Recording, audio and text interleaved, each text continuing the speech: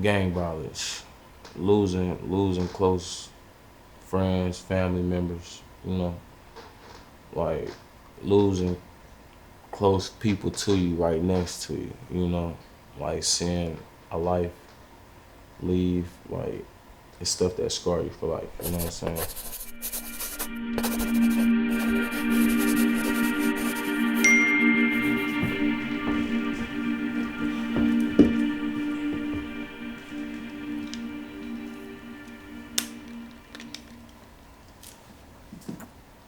I want you to picture this.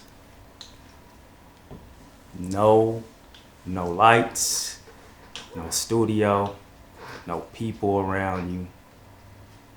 Just your ultimate place of solemn or whatever.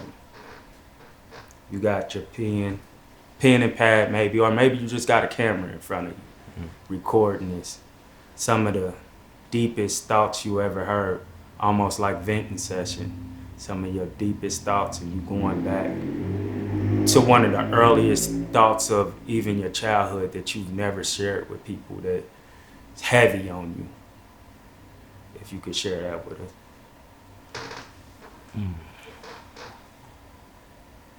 I'd say just realizing I'd never be able to like physically see my father, like ever, like get to know who he really was in life. I say like finally figuring that out and understanding that as an adult.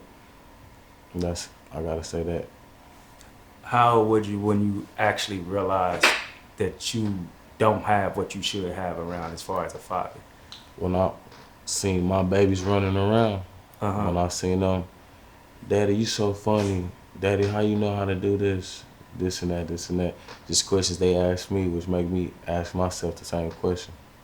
So growing up, you wasn't really too much tripping on your father. You didn't realize it. It didn't hit you maybe harder until you got older and was seeing the kids and how they. For sure. When I was growing up, I had a stepfather as well. So it's kind of, you can be forced to be manipulated that this is your father. But growing up, it was cool. I had a male around, so I didn't feel like I was missing anything at the time. But as I grew older, I seen my friends, you know, with their pops doing barbecues, cookouts with their father's side. I didn't have that growing up. So it's like I grew up, I feel like a little bit out of the world because I didn't have half of my family. So You didn't feel like an outcast, did you? yeah, I was. I was the black sheep in my family, for sure. Did they treat you a certain way? No, it's like, it's kind of like the reverse psychology black sheep, if that makes sense. Talk to me. So it's like, my family, it's like, I know I'm the one, they know I'm the one that was different. Like, we all similar, but it was a little bit a different light inside of me that, like, I could see past the negativities, the toxicness, everything. I gave everybody a second chance in life. That's just how I was, and that's just how I am, the person I am today. So it's like, but I was the one that had probably the worst life growing up at all my siblings. So to see my success now, they look at it as they was right. You said worse than all your siblings? Yes, sir. Before we go there, as far as your father, what do you feel like you missed from him, though? My first basketball game, my first failure of not making the basketball team, like he wasn't there to wipe them tears, like graduation, proms, like first heartbreaks, questions on if I'm doing the right thing as a grown man.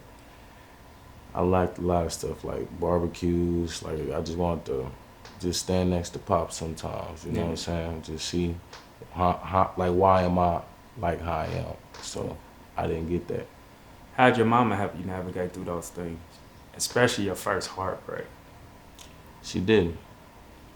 I was introvert, so it's like. But I feel like if you like that now in life, it happened from your childhood. It was something from your childhood that make you like that nowadays. Introvert. So it's like, my mom, they shut me down because they thought I was in grown folks' business, quote unquote, or they thought I was mannish or just knew more than the average person at my age, average child at my age. But I didn't know what was going on at the age like 8. I'm knowing that we was late on bills. I'm knowing I was nosy, you could say. But it wasn't that I was nosy, it was that I feel like if you can let me know, because I'm your child, I think just like you a little bit, so I can help you think. I probably can't physically help you or financially help you, but I can mentally help you. But it's not ideal if you look at your child and be like, can you help me with this, or I need an idea. I'm heavy on critical thinking, so it's like, me already knowing my relationship with my mom, I kind of drew back as a child anyway, and I understood that at a young age as a kid, not a teenager, as a kid, that I'm gonna keep my feelings to myself, and one day it will hurt me, but I'm gonna keep it to myself instead of letting my mom hurt me with it, because me and my mom's relationship wasn't, you can't really go to her and tell her problems about her. Let me just put it like that. Yeah. That might be a lot of adults though. Like, Yeah. well, I don't know about like this generation, but a lot of us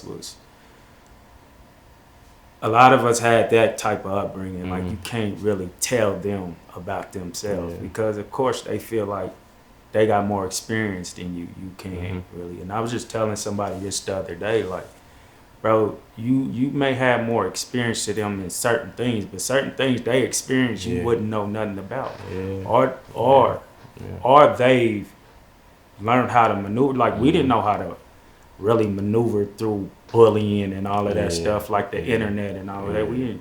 We come down on it because we don't know what it is, or even try to get to know what it is. So that's why we look down on it. But when you really look at it, it's really, I don't want to call it worse, but it's up there. I don't know what. Did you experience any of that, like the internet? Like internet, no, because by the time like I was saying previously, I think it was off camera though. I'm not an internet person for real. I'm just now within the last, I would say, 9 to 11 months heavily been like on social media. Yeah. So prior to that, nah. But I've always been like a cool person. So it's like, now in person bullying as a child in elementary, I had to deal with that. Like 4th grade, 5th grade, stuff like that. Well, I see. I can believe the social media shit because you only got 2 posts on Twitter in 2015. I don't know if you deleted them or, but you only got 2 posts and it's nothing after that. But as far as being in elementary and the bullying, what type of bullying was it? It's like, cause when I moved from Kansas, I moved to Arkansas. So when I moved there, I didn't move straight to Pine Bluff. I moved to a little town called DeWitt, Arkansas. Mainly whites. It's probably like, at my school, it was literally only 2 blacks. Like, at my school. So, and I was one of them. So you can kind of just get an image of what's going on around. They didn't want us there. So I went from that environment to the hood. So when I went there, I'm used to how I was around there, because that was the country. DeWitt, Arkansas was the country. Like, how long was you there? I gotta say, from 2nd grade to 4th grade. 2nd grade to 4th grade. So that's about 2 years of what how they are on you and stuff like that. So you go to the hood and you know, 2nd grade, you young. Young. So it's like, that's basically teaching you the start of your culture or whatever. So like, we moved to the hood. I didn't have what the hood didn't have with anything like that anyway, but I was less than the hood, if that makes sense. Like, we was out of tech. Like, we came from the country. Where I went, it's still the country, but it's the hood. So I got bullied for the clothes I used to wear, stuff like that, that I had a caring parent, like, because my mom used to come to the school and be involved in, like, school, parent activities, stuff like that. So, like, yeah. So with that type of bullying going on, did that make you react to your mom in a certain way? Like, hey, mama, maybe you shouldn't come up to the school no more. How did it make you react to your mom? It's crazy that you actually put it in words like that, because that's me as a man. I admit it now. Yeah, like as a child, it made me like feel, I wouldn't say embarrassed, because I love my mom, but it's like I'm a boy at the time, so I'm like, I'm a boy, not a man. Let me get this by myself. Like, even though I'm still a child, I'm like, I just am. Yeah. Yeah. You think that hurt her feeling? Did she understand you? It's like my mom, she worked a lot too, so it's like she it's kind of like a hit and miss, you know. Like if she had the time, she'll show up, you know. So it's like it wasn't really that, and Yeah. it was five boys, so like she had to pick and choose what events she go to. She can't go to all of ours, you know.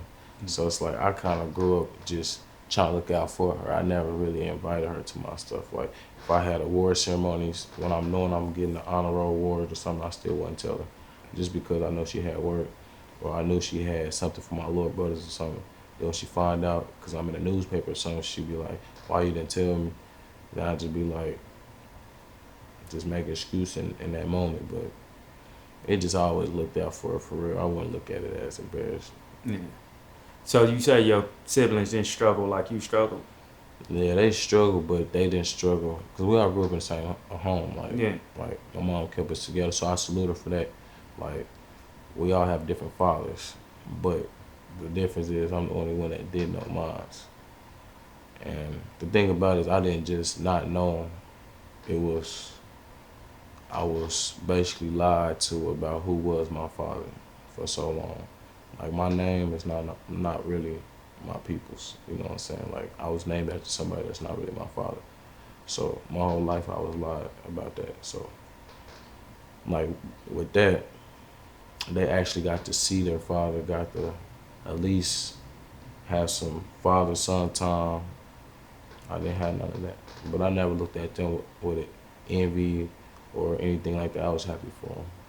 Oh, so when you actually figured out that that wasn't your dad, I figured it out on my own. what was that process? Yeah, like I was in the 8th grade when like I was living in Palm Bluff, Arkansas. Like one of my best friends, cause he named after his dad as well. He said he was going to a family reunion, and this was on my mind. I'm like, I've never been to one, so I'm like, it just made me feel like out of attack of my culture, the black culture. You know what I'm saying? I've been to cookouts, but not my family. Right. You know what I'm saying? Like so, I'm like, I went to the internet and started typing up. See, the internet got its pros and its cons. Mm-hmm. Went to the internet, went to Ancestry.com. Then I just started typing up my name. Then I went to Google, typed in my name. I went to Kansas City, Kansas, typed in my name and started pulling up documents, pulling up. Then I seen somebody with the same name as me, and I seen the age. And I heard stories of when my mom told me that he was older than her. So I'm like, this has to be the match. I found a number, I called it. A woman answered. She asked who this is. I said, this is Donald. Now the other guy's name was Donald as well. So of course his wife was like, F out of here. I was like, I'm for real. She thought I was pranking her. She hung up on me. Like I want to say 4 hours later. Now remind you, I'm calling on the house phone at my house. My mom do not know what's going on. Mm-hmm. I'm calling while she at work. I'm hoping he answers. So now he didn't answer. So now it's a callback coming, and I'm knowing it. Which means my stepfather's here as well. He been here since I've been younger. So it's like I don't want to feel like a slap in the face to him as well. You know what I'm saying? So it's like, because I was moving how I moved, it was like I was being sneaky about it, but I was really protecting everybody's feelings. I just wanted to put my feelings up first for once. I would just say first, because I'm not a selfish person, but I just wanted just to put my feelings first, just for one time. So with that being said, he called back 3 hours later, and I just so happened to answer the phone, and I heard his voice, but that wasn't my biological father. So that was from 8th grade till I moved up here sophomore year. So me and him was talking like long distance for 2.5 years. I'm excited to get up here. I get up here, he held his end up. He was still meeting the criteria, I guess, still feeling the image that he was my father. Then he told me as well that he wasn't my biological father before my mom told me. So then that's when I had to take the questions to her. She didn't tell me the full truth about it. I'm just gonna say that. And it's, me, I could tell when somebody isn't being the truth with me. So it's my mom, I'm respectful. I was like, this conversation is gonna be for another day. Another day turned to another week, another month, another year. Until, I won't say 2021, when I was gonna have my youngest son. We had to talk again about everything, so I wouldn't say I got some closure, but I got to start, I open it. Mm. What do you think? What? First off, you said your mama said something about you when you were younger, right? What did she tell you about yourself? She said when she was pregnant with me in the womb, she went to church, the pastor blessed her. She said, this one in your womb, she said, all your children are going to do something remarkable in life. This one right here going to change the world. Like, everybody might not like him because he's a leader, but he's going to change the world. And I was born in 11/11, so it all makes sense. Like, on why God gave me this, let me see how I want to word it. This very, very, very interesting path. Yeah. I would say that. Yeah. So when we talk about that interesting path, what do you mean? Trials, tribulations, so much ups and downs. There's so much stuff that could have made me lose myself. God was just testing me, seeing if I was ready for everything I prayed for. So he don't give you more than you can handle. Can you remember your first big test? Yeah. That you really had to fight within yourself, like. Yeah. My first big test. It was actually going out on faith. Like back in 2017, beginning of 2017, got kicked out of my mom's house. Like, so we was in Kansas at this time. I don't know too much about Kansas, but she kicked me out. I wasn't a disobedient kid or nothing like that. We just had a disagreement about something that went on in the house. I didn't want to speak up about it because I knew what would happen was wrong. So I didn't want to speak up about it. She didn't like that. It went left. Got kicked out. So I had to survive. And it's the thing with my mom, if she kick you out, she expecting you to come back because she tell all her kids, you gonna need me. You gonna always come back. I never went back. So that was my first test. Like, just put my faith in the Lord. So I went out there. That's what I did. I went out there just giving up on life. I still graduated high school, figured out how I was gonna do that, still participate in school sports, school activities, still make it to everything I need to do. I got to handle. You said you went out there giving up on life. Nah, I wasn't out there giving up. I was like, nah. If you said you completed school and all of that, I wasn't giving up on life. Yeah, I wasn't. It was a lot of stuff put like this. God put in front of me to try to manipulate me to think I have a bad life. So I had to put the tunnel vision goggles on and actually see that I'm breathing. I got walking feet, moving hands, seeable eyes. I can make a better tomorrow. I'm also a firm believer you gotta meet your blessings halfway. You can't just sit on the couch and literally just pray for a better tomorrow if you just sitting down all today. Yeah. So that's why, like, I be moving. Before you know it, half the day I got a lot of blessings. Yes, half the day I got a lot of negativity stuff that happened too. But and the negativity don't always have to be like something physical. Now, it could be something mentally or something that you just drove by and just seen somebody homeless and it kind of like touched you or something, like kind of threw your vibe off or something like that. It don't have to just be the ideal negativity what people think. So it's like, if it's negativity to your spirit, I look at it as negativity. So like when I see certain homeless people, I do get kind of down. So it do kind of take my energy away from what it was at first. So. No, I get that, because just on the way over here, I just seen that, and there was a woman too, and I'm like, oh my God, bro. I have that empathetic spirit to where, like, I'm like, man, I wish I could do something major for this person, but if you do that every time you see one of them, it's probably not gonna get you where you need to be to actually. So I always fight with that. I'm like, man, am I supposed to? You know what I'm saying? Then you hear stories about somebody getting stabbed up from helping them. So it'd be like a hit and miss. Like, it's, once again, that spirit sometimes will just allow you to not drive past that person. Like, but sometimes you got to. So it's like, when when it's that moment you have to, I feel like you hear God. You know what I'm saying? Like it's not every time. It's not every time, but sometimes, like it'll hit you. How do you feel like you being like grabbed by God? Like when He's really telling you, "Nah, do that," versus not doing it. How do you feel it happen? I get punished. I get punished. It's like, cause I'm always moving, and I could kind of say I'm impatient. Like I get it done myself type of self. So God would literally find a way to sit me down, and like I've never been locked up in my life to prior 2022. And it was literally a situation. I wasn't doing nothing. I was just in the passenger seat, driving to work. Literally, we was speeding. We had firearms in Massachusetts, and they had to arrest us because it was a state trooper. So I had to sit in jail for 3 days. I'm realizing I'm 23 hours away from home. I'm realizing in that cell, and it's like I had the worst experience, my first experience. Like they took me to the county. We got maced, all type of stuff the first night. So like, I'm thinking as I'm sitting there, I'm away from my kids, my family. I'm like, this is not it, you know. This is not it. So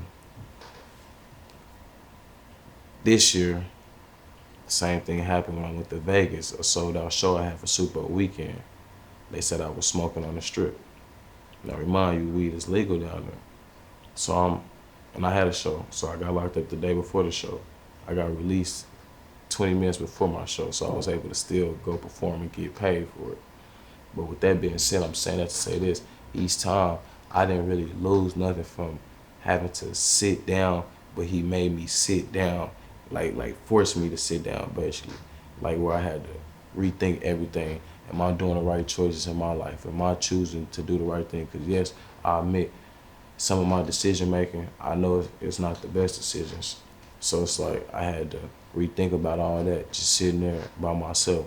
That's not the most ideal way. I had to, like I would choose to sit down, but it's like I wasn't choosing to get no rest no other type of way. I wasn't sitting down. Of course you ain't get no rest in there either, but it's like I was thinking a lot. I got to actually put everything back in motion because I was in attack for my soul and my body. Like they was just wandering two different places again. And at first they was intact together, but due to the artist life and everything, they kind of spread it out again. And then if they spread out, and if you ain't got God with one of those, oh, you gonna be everywhere. So even if you're not physically, mentally, somewhere you're gonna be everywhere. Now I kind of lost attack of God a little bit, but I've always had that prayer every night.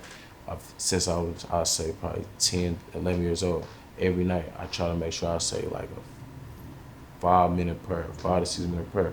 Like I've been little. Since I've been, even if I have one of those artist nights where we drinking a little champagne or something like that, I still remind myself before bed to make sure you thank God. Like, so it's just, I still did it in there. And I was talking to him, like, he actually was listening. Because when I got out, everything I prayed for, I'm living in it right now. Yeah. It just, I have to do everything different now. Like, I seen how it was when I did it the first time. Why I keep doing it the same way to get the same outcome? We're only getting older. Why not do it different next time? The thing is, it's 100% guaranteed the outcome is going to be different. Nobody's saying it's going to be positive or negative, but it's going to be different. You didn't see that before. What's going to make you feel uncomfortable? Some people are going to quit immediately because they're uncomfortable and they're not used to it. That's what make you keep going. Make it a habit now.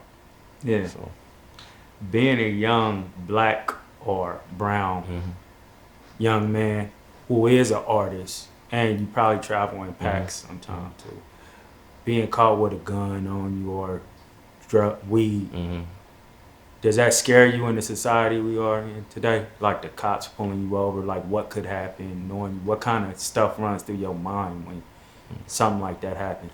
I look at it like it's, and this is kind of messed up to say, but I look at it as it's normal.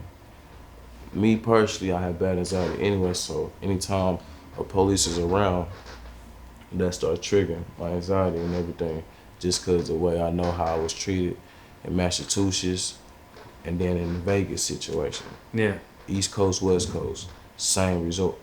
So it's like, I'm not a fan of the police, but I'm not gonna say anything bad on them because they still serve and protect or who they need to serve and protect. But far as your question, far as somebody like me, I do feel targeted a lot because I'm not just the ideal community leader that's leading violence. I'm trying to lead change, trying to actually make people believe that they something. The system don't want to see that. They actually don't. They want us to keep killing each other. They want us to keep blaming each other. They want it to be like that so they can sit back and literally reap the benefits for real. Yeah. When you talk about wanting them to see change, I mean, want to be a leader in change, what type of change did you want to see? First and foremost, I wanted to be a little bit more peace, you know what I'm saying? With a lot of the gang wars, and I know like God brought me back home to Kansas City, Kansas, to literally, I'm that missing piece that the city needs just in general. Cause think about it, I'm born here with a Southern culture that's rare. Mm-hmm. Nobody else in Kansas really is like that.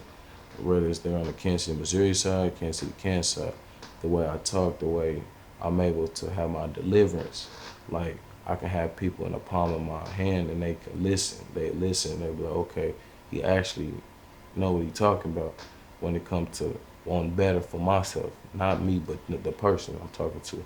Like, so, yeah, that's how I really try to sum that one up. Where do you feel your biggest crowd is to lead? The youth. You? The youth. The youth.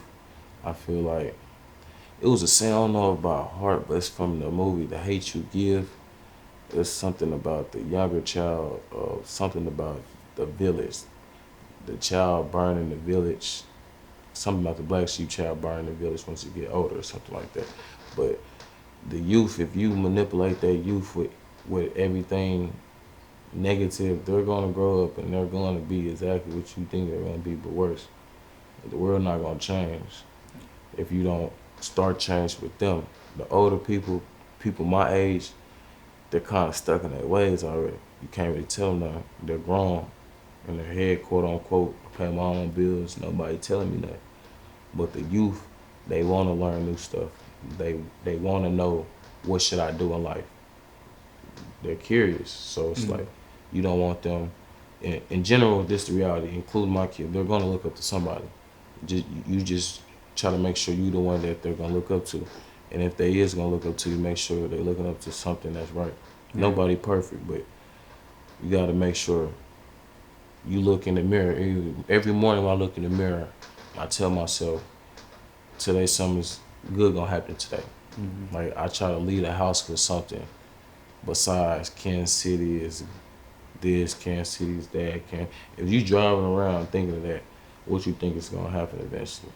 You gonna eventually get into it with somebody in traffic, road rage, something. Somebody got your energy off. Now you the one tripping on people for no reason. So it's like, it's all about knowing yourself. So if I feel like my energy not together, I'm not taking it to the world. Because like I said, I want to change the world, the community by the youth as well. And if the youth see that, think about kids. Them kids, they can sense it. Yeah. Kids can sense it. They can sense if you're a good person. Like anywhere I go, if it's a little baby or something, they just instantly turn around and just start smiling, giggling at me. That's crazy. I never looked at that like that. Like, they sense it. The kids know. Kids do that to my wife all the time. They just love her. And I don't understand it. They just see her and just, she ain't got to say nothing. They just love her. They attract her energy or whatever. Yeah. You said the youth. Something about me strikes you as the person who can lead just people, period, though. Yes, sir. You know, I know a lot of people go with that, like, we got to lead the youth. I think we're all the youth. Mm-hmm. As long as you on here, if you got something to learn, you're youth. Mm-hmm. Maybe you too stuck in your ways, but I think we all, at a point of our life, have felt like we know what it is better than somebody else know what it is. But there's somebody who can talk to the older people and the youth and the ones in between. Yeah, and you may be able to be that person. I think we focus too much on just saying the youth and let them get away with it all. Them niggas ain't gonna do nothing better. But they still getting away with being naive, dumb to, you know what I'm saying? Not to call nobody dumb, but still I know exactly what you mean. Like, So with that, with the youth, I mean like not just the children, little, like that's just when I'm at stores, my energy, my spiritual, like it's like bring the kids, like they draw to that. But the youth, I'm gonna go and elaborate on that. The youth, I'm meaning like the ages between 15 to 18. Okay. That's like the start prime of where the violence is finna lead at. So it's like, and that's where they basically grow up to be the older ones that stuck in their ways. You know what I'm saying? So like by me showing them that I grew up in the same type of environment, did the same type of things you did, saw the same type of things, but I've also saw more. It's possible. You know what I'm saying? Anything is possible. All you gotta do is start thinking that it's possible. Like you most likely, put it like this: if I was still in the hood and stuff like that, and I didn't have my bills paid and stuff, somebody come there and try and tell me something that's also living in the hood, that's actually doing the same thing I'm doing, I'm not taking their advice. So it's like, that's why when people tell people in the hood, see, I've been talking to that younger my whole life, tell them stay in the streets, when the person end up like dead or something like that, they be like, I used to always talk to him, tell him he need to change his life. At the end of the day, your conversation versus somebody else that's then already beat that will be different, you know? So I had to leave my roots a little bit to go start something, build something for myself. And my roots they still connected to me. So they still seeing it. I'm living, they're living through me, I'm living through them. So like, in due time, it's all gonna come back together. But you have to branch off a little bit. And we have to be able to relate to be able to teach. I mean, you can teach, but effective teaching comes from you being able to relate to a situation. And like you said, I seen you overcome that, so I want to know what it is you did to overcome, or how, or just lead me, bro. Yes, sir. So you have seen some of the things they seen. What are some of the things that still play your mind till today when you talk about you've seen some of those things, if not more? Yeah, like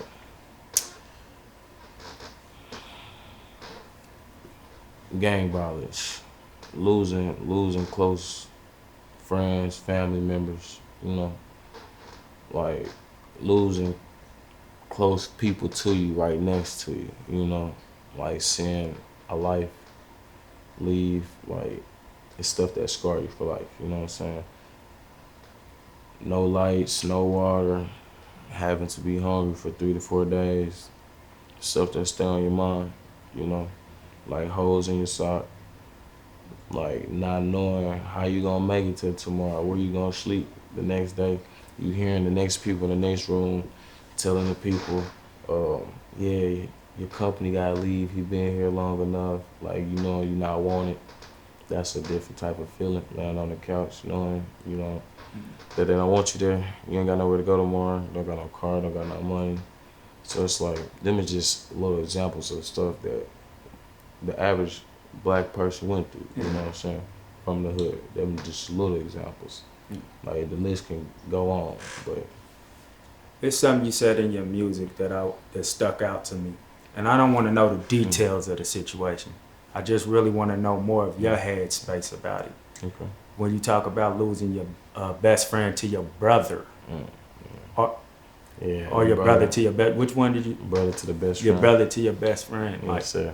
Your mind space when it comes to that, not what actually happened, but where were you mentally with that? Because you got to be battling something heavy. Rebirth. That's the only word that come to mind when I think of it. Cause my brother died the day before my oldest son was born. And it poured. And every time that May 20th come, it pours. This year, it poured. It pours every year since he been died May 20th. Like, so, yeah. How was you able to get through with your best friend, or y'all still? Shit. excuse my language, he's locked up right now. So me as a, like I said, second chance person, I don't believe it was him. I don't believe it was him. A lot of people, they'll probably look at me and they agree it too. They deep down they know it too. It wasn't him. I don't know who did it, so I don't care too. But I know God, he talked to me through it, and he still talked to me through it. Like I could be like, for instance, I had a big show not too long ago. As soon as I popped up on my gallery, I went through my phone to look up a picture or something, and the old video popped up of me and my brother rapping. And it was right before I went on the big show. I was like I know you watching. And actually, I got the message too. I'm gonna show you when we leave, like after the podcast stuff and everything. Literally 5 minutes before I got here, I texted my girl. I was like, I just seen a red bird, like literally. And you know what they say about the red cardinals. School us. It's one of your loved ones watching you. Mm-hmm. And they always around my house. I've been seeing them a lot lately, so I know he watching me. I don't have no negativity about it in me or nothing. Mm-hmm. I left it in God's hand. You said your girl? Yeah. Being an introvert, how does that make you in a relationship? It's hard. It's very hard. What is the hard parts about it? I have days where I don't want to talk. I don't want to tell you nothing wrong with me. I'm perfectly fine. I just don't want to talk. Like, you hungry, I go grab you food, do all that, pick your clothes out, do whatever you need. But I just don't want to talk, you know? Yeah. Like, but it's like with my children, like I said, the children running around, but I'm still engaging with them. I just don't want to talk, you know what I'm saying? If that makes sense. So it's like, you know, females very emotional. They want that. So it's, yeah. Yeah. Do you know how to find balance within that? Because it's hard dealing with an introvert. I ain't gonna lie, bro. Like, I have to be coming out of who I really am. Like, I love just sitting back and just not really talking. But at the same time, I gotta understand I'm dealing with somebody who loves to talk too. Yeah. So I gotta meet her somewhere. Yeah. I can't just be all the way me. You know what I'm saying? You're right about the loving to talk, because they love to talk. You know what I'm saying? So it's like, you have to get out of your element for them. So it's, it is. I could say it's a little tough. Well, not just for them, for y'all.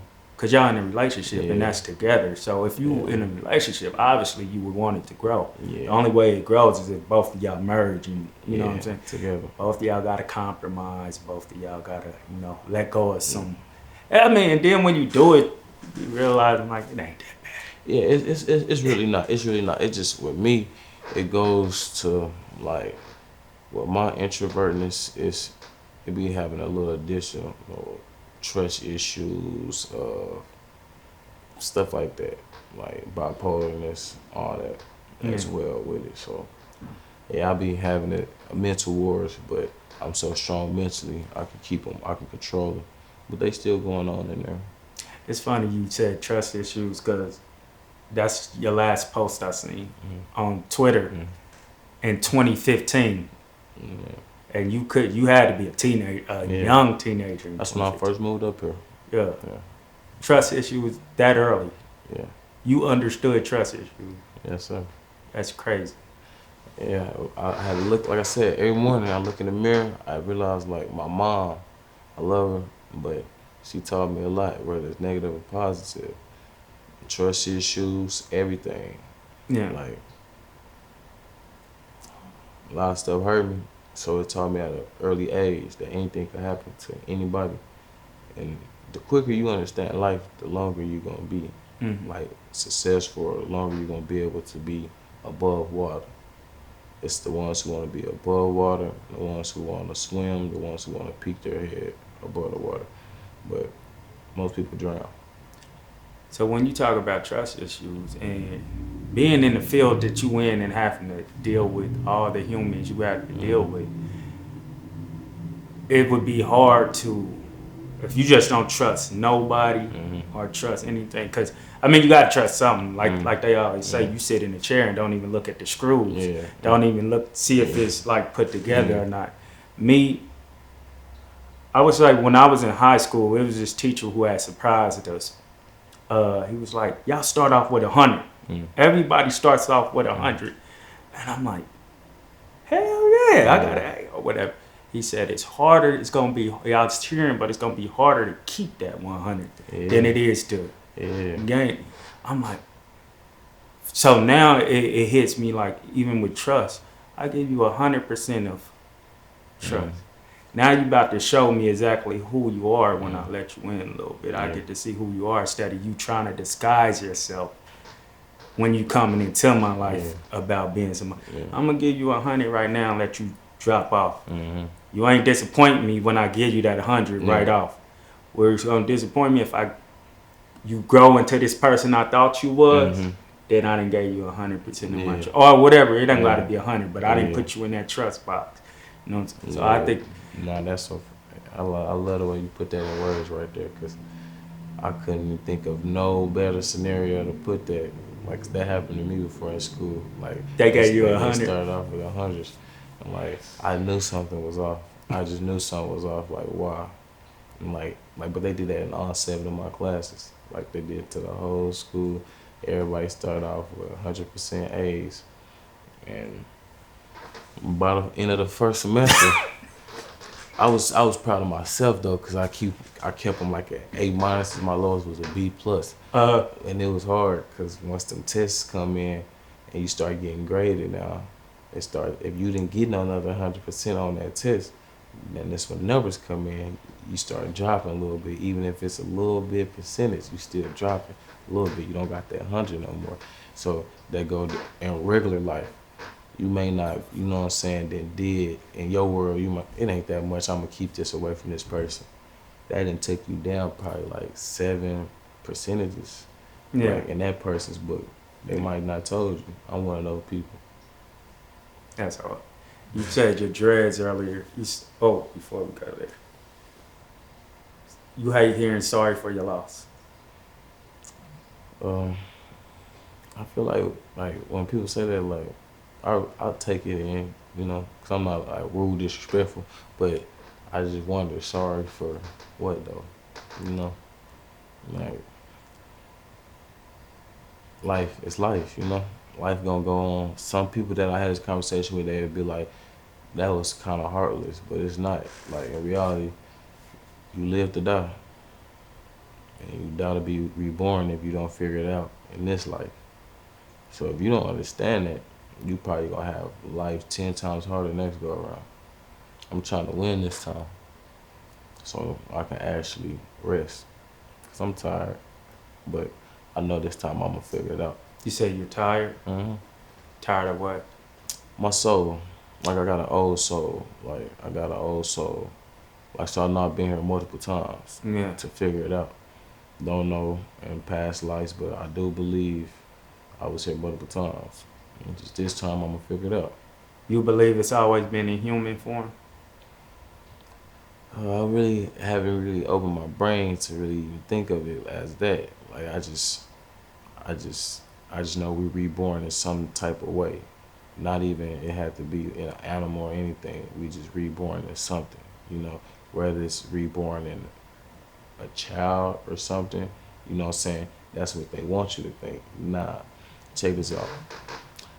When my brother passed, I felt like a part of him clamped onto me, you know? Like, I actually feel like certain things he do is me, but I'd be like, that ain't me. Like, literally, that's not me, you know? I feel like you can clamp on to somebody else that's close to you. Like, so I feel like with this world, anything is possible. You feel like he talks to you? Yeah. It just, the thing about it is on what I'm gonna listen to. Cause just know if he talking to you, he's not the only one talking to you. He talking to you too downstairs. So it's like, you gotta know both of the voices, they both talking to you. Like, when God sends the angels for you, when you send a prayer out to God, you ain't just sending out to him, he ain't the only one can hear it. The devil can hear it too, so that's why they say stay prayed up.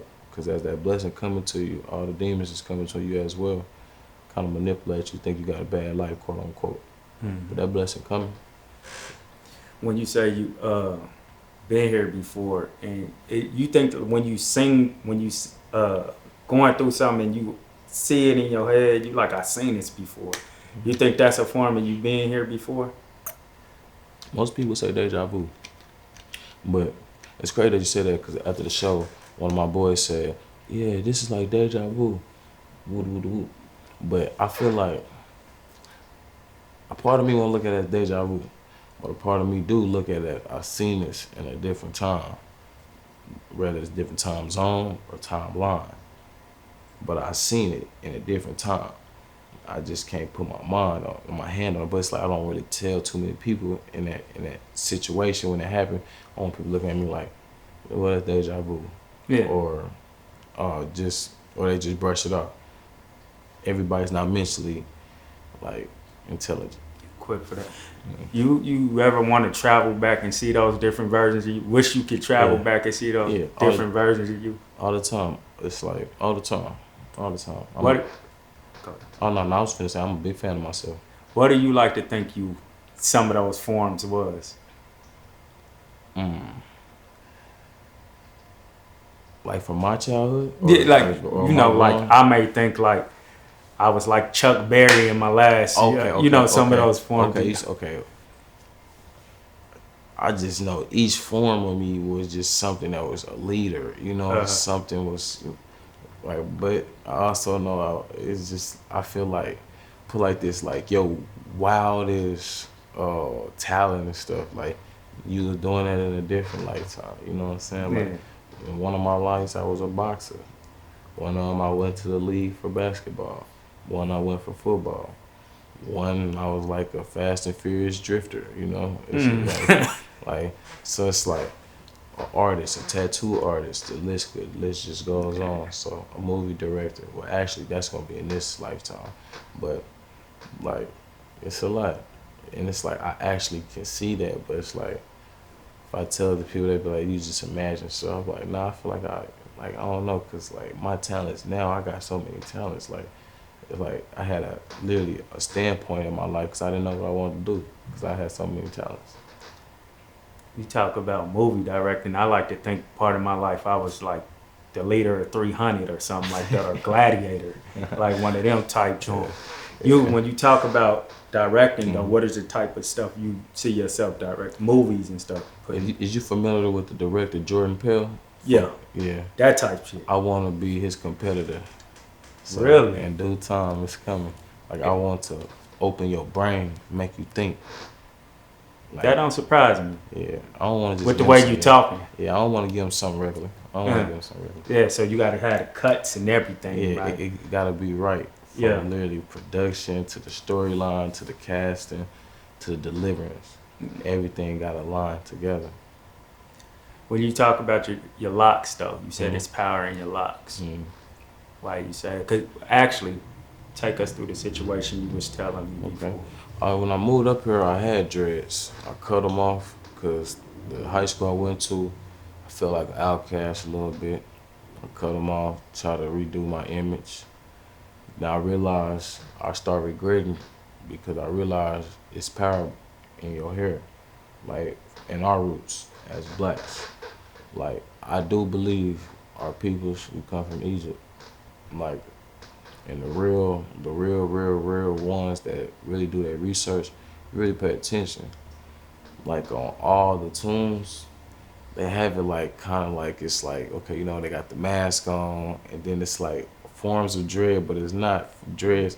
Who said it wasn't dread? Who literally written that it wasn't dreads? Nobody. It just never crossed nobody's mind to say those was dreads. Nobody know what the Egyptian gods used to look like. The Egyptian queens. Nobody has physical, like pictures and proof to prove that we didn't really come from there. And if you do the research on Egypt and Africa of where they're aligned at, like that's the start of man. So I feel like with dreadlocks, with mine in particular, like I always get compliments. They be like, your hair looks so healthy, so this, so that. It'd be days I'll be like, I ain't even touched this hair. I literally don't touch my hair at all. Like I wash it when I go get my hair done, but I don't do hair treatments or nothing.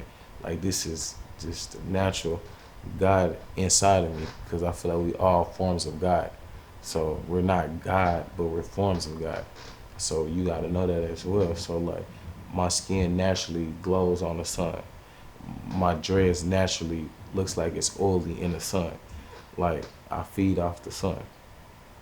So with my dreads, it just all go back to what I believe, like of where we come from. So with my dreads, I won't feel right if I need a retwist, if that makes sense. It's like I would feel kind of down, and then like when I get the head massage and stuff like that, I don't like anybody in my hair, because I can feel their energy. You know what I'm saying? Wow. So I will go 3 to 4 months sometimes with no retwist if I feel like my stylist is going through personal issues. Like, I will do that. And I won't go to nobody else, because again, that's somebody new. So now you get a new person's energy now. So, like, That's kind of like soul ties when they talk about it's soul ties and exactly, stuff. Yeah. exactly. They're touching the scalp, massaging it, caressing it, like, and instantly, it hypnotizes you. Yeah. It takes you. You just go to sleep, eyes roll back to the back of your head. So, and that also, I look at it as, I'll call them baby rituals. And with that, I'll elaborate on that. It's certain ways that like people can grab you to take your attention. Like, cause as they doing it, they basically like hypnotizing you about that person. You don't want to go to nobody else. You stuck on that person. Mm-hmm. So it's like, I know that's their job, but you know, that's how I still look at it. With that being said, I understand life, which that's their job. I know I can't just go around trying to do my own here. So I know that's what comes with it. So I have to make sure my energy is good, that person's energy is good, and the environment energy is good before I come in. You know, it's funny you talk about the power in the locks too, because it made me think about, and you don't like people touching your locks. It made me thinking about the story of Samson and Delilah. And there's a version of that on YouTube that I seen where Samson is black, big black dude, and he got the locks or whatever, and he didn't like nobody touching him. And he finally told her the secret of where his power was coming from, like, and they cut that off and he took all his power. So for you to say that and then come back around, I completely understand the whole. Yes, sir. Yes, sir. Yes, sir. If you think about it, I'm trying to see what the situation was. I think it's the Army. When you go there, they cut your dreadlocks off. Why are they doing it? Why are they cutting your dreadlocks off? Why don't they, and this is no disrespect to nobody else when I say this, but why don't they cut the whites' hair off? Like, I'm talking about females. It got to be, I feel like if you go into the Army, we all know when we sign up for it to do the same thing, to protect and serve. So it shouldn't be a gender role with that. So y'all should take everybody's. Why y'all have to take the dreadlocks? You know, the dreadlocks have so much power. And it's so much power. In some places they have museums with dreadlocks from Bob Marley or this person. So it's like, why do they have that for people to come see a dreadlock? I keep all my dreadlocks if they fall out, but they don't. I have one that got pulled out. This is you talking. Would you like to leave us marked out with any words? Oh, nah. You touched everything. It's like it was a vent session for me. Okay. Like, Okay. yeah. So earlier, before we started, you told me you prayed in the mirror. Yes, sir. Before a show, Yeah. and then your friends seen you, Yeah. and they started gravitating towards you. Yeah. Can you tell us about that and then pray us out? It was actually, yes, sir. It was actually this morning. It was about like, cause the promoter told me I had to perform at 12:30. We got there. This was around like 1, cause it was off schedule. About 1 o'clock, we in the mirror praying. That's not the idea of most young groups around, to be praying at that time, right before a show. Pray with them. They walked up to me though, like I was in my space by myself. They was all together drinking, but they was wondering where I was at. They came back where I was at. I was like, "What you doing back here? You praying?" I'm like, "Yeah." Well, I want to pray, and that just made me just like it made me feel like God was a little bit proud of me because I'm doing something right. All the hard things and battles I have to go through, and every day I feel like yesterday it showed me that it was worth it, you know, like, cause my youth under me is starting to, I'm seeing the positivity, and it was hard to actually put positivity out there with my type of background and where I come from, you know what I'm saying, dead or in jail. It's hard to actually push that and not push vengeance. Yeah. I learned this from Bob Marley. It's hard to do what's right worrying about vengeance. You know what I'm saying? Yeah. You can't do what's right. It's not gonna happen. Yeah. So shout out to my boys for that. I'll forever, you know what I'm saying, remember that. And you didn't shy away from it, huh? No. You didn't shy away from praying. Nah, so I ain't gonna shy away today. So, got us bow our head. Heavenly Father, I want to thank you for bringing me here. I know everything happens for a reason. You brought me here with these two men today for a reason. I want to appreciate you and tell you I thank you for able to let me get this off my chest today and let my fellow ask me questions to actually let me open up and get this off. I know it was you, God, that brought me here. Yes, I want everybody to have a blessed day that's out there watching. Everybody here to have a blessed week. In Jesus' mighty name, amen. Thank you. Thank you, sir. Yes, sir. Yes, sir. Appreciate you. Yes, sir. Oh, wait. I know. The goal is to leave a lasting imprint on their minds and their hearts. We pray you've been indelibly marked. Now, so. Appreciate you, man.